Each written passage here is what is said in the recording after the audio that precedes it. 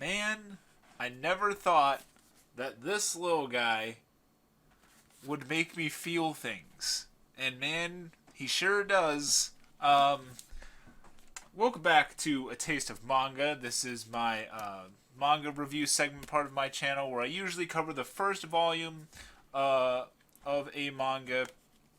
In this case, it's a 2-in-1 um, book one of Goodnight Punpun or Oyasumi Punpun by Inu Asano. Now, a while back I had talked about Solanin, which is a previous work by Inu Asano, I believe, that came out like just like I think either a year or 2 years previous to Goodnight Punpun.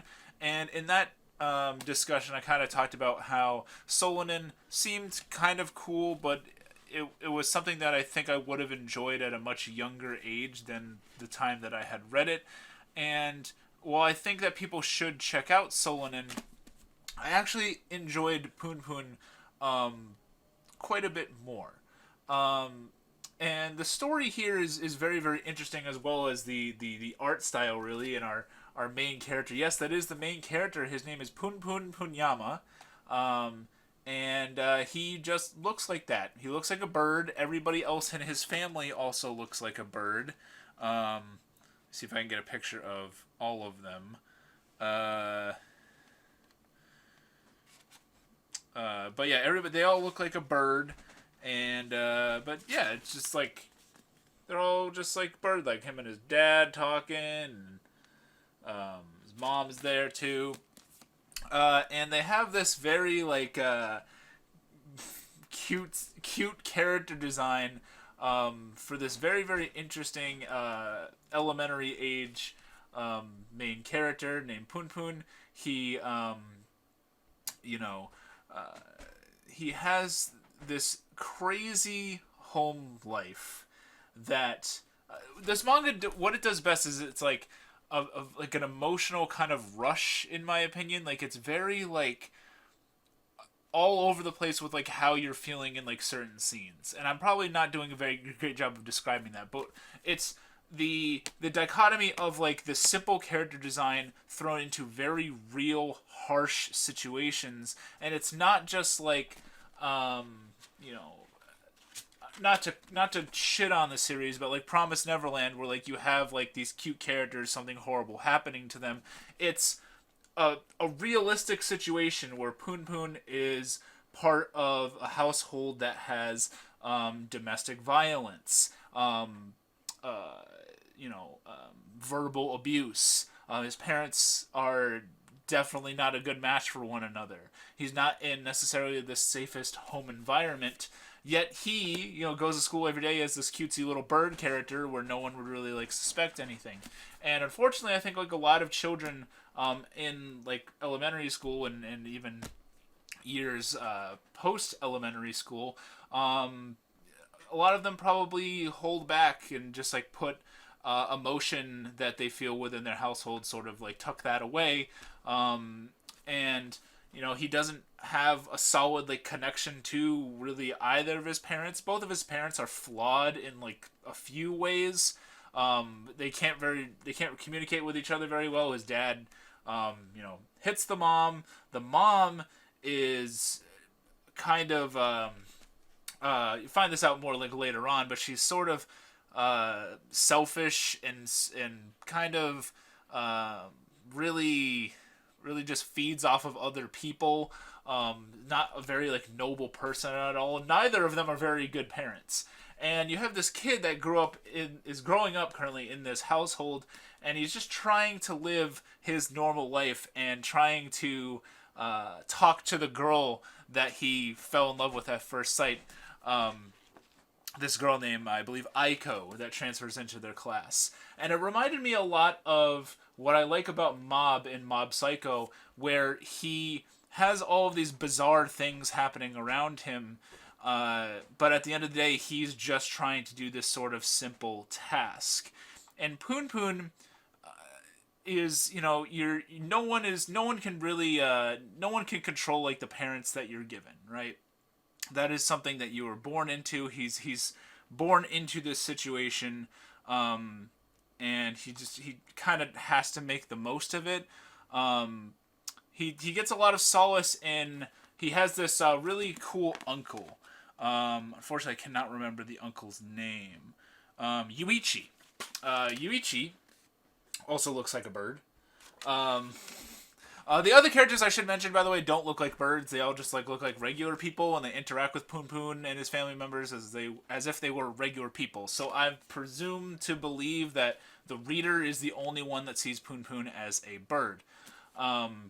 We'll get into that in a second. But he has this cool uncle named Yuichi, who at one point taught him that kind of if you find yourself sort of tucked in this corner, you can basically, he gives him this this rhyme to sort of be able to talk to God. And God in this manga is this very weird looking afro guy. This literally just a floating head that comes down. Yeah, here it is. So there's God apparently. And God actually converses with Punpun, sort of. It's not really a lot of lengthy conversation that goes on. It's usually just Punpun sort of pitching a question at him. Sometimes does not get a very solid answer out of God. Sometimes God just does not seem to want to answer Punpun, and does not seem very helpful to him a lot of the time. But it does give Punpun sort of somewhere to go, someone to at least sort of talk to sometimes, because unfortunately he doesn't, at the beginning of it, he doesn't live with his uncle. Circumstances do happen with his parents that he does end up basically living with his uncle for some time. Near the same time, this new girl named Aiko transfers into his school. He falls in love with her immediately, and he's an elementary school boy. He's friends with a lot of other boys in his class that are really, really about finding porn. They're really about trying to find old scattered magazines, and trying to find old VHS tapes of of porn, and they're a little porn club among these young boys. So they're about to be adolescent youth boys, just trying to see some naked girls, I guess. And then the internet came along, but that's another story. But so he's on one end run of the mill adolescent boy, and then on the other end is dealing with a lot of stuff that not necessarily everybody deals with, but probably it makes you think more kids probably deal with this than you would ever that you consciously think about. That hit me in the feels at first, because it just makes you think that there are kids that are definitely going through a shitty situation like this. They might not have an Uncle Yuichi. They might not have anywhere to go. The circumstances might get worse and worse for them, and they don't really have an escape. And basically, I honestly, I really think that you should check out Goodnight Punpun. I don't want to spoil too much of it, but basically it goes through Punpun's this period in his life where things seem like they're going on a disaster spree in his home life, but then his social life seems like he's very interested in this girl. This girl is seemingly into him. She has these crazy plans that he wants to help her fulfill. Aiko has a very interesting outlook on life. Punpun sort of looks up to his uncle as well, Yuichi, but he grows to find that people aren't always true to all of their words. They're not really always what they say they are. They can't, no real person can really fulfill all of their promises and stuff like that. And he's sort of dealing with that harsh reality, even with himself. He can't keep every promise that he ever puts out for people. He's just this young kid. And so trying to make everybody happy around him, a true impossibility, while trying to grow up. And growing up is a very crazy thing to do. If for anybody. There's like a big theme here that like living is difficult. Like being alive is hard for some people. For probably everybody, but I mean, some people I would say more than others. But it is hard generally for everybody. Inu Asano, while I wasn't super into Solonin, and honestly I wasn't into this like at the like very start, but upon completion of this first 2-in-1 23 chapters in, I was very interested in this series. It is something that I would kind of consider like a slower burn personally, because I don't think I could really like power through this, because it just really like punches you in the gut like over and over again. And there is some like interesting like comedy and stuff like that, and a lot of like wackiness that's going on. A lot of the adult characters in this manga look really weird for some reason, and not only just like God, but like you get like people's like parents and stuff like that just have these like weird ass faces, and like the teacher's always like bopping his head side to side and like saying some really weird stuff, and then he's just like, just kidding. I don't know if that was supposed to be almost like a I'm gonna show off how boomer I am here, like the like Peanuts, like Charlie Brown, like how the parents in that, like the kids couldn't really understand them, like everything that they said was like wop wop wop wop wop. I sort of almost took it like all of the adults that were not of like immediate relation to Punpun look very odd in this. Like they have like a weird like facial expression. They talk like a certain weird way that it just seems very alien. And I don't know if that's like a commentary on how Punpun feels so much like different than everybody else, or how everybody just feels so just appears so odd to him. Another one that kind of did that was A Silent Voice, where the main character has this crazy like social anxiety, and really like kind of has this like bad perception of himself, where he can't really look people in the face. So like when he goes to, the manga shows it like if he goes to look at a person that he hasn't really talked to before, they have this big like X on their face.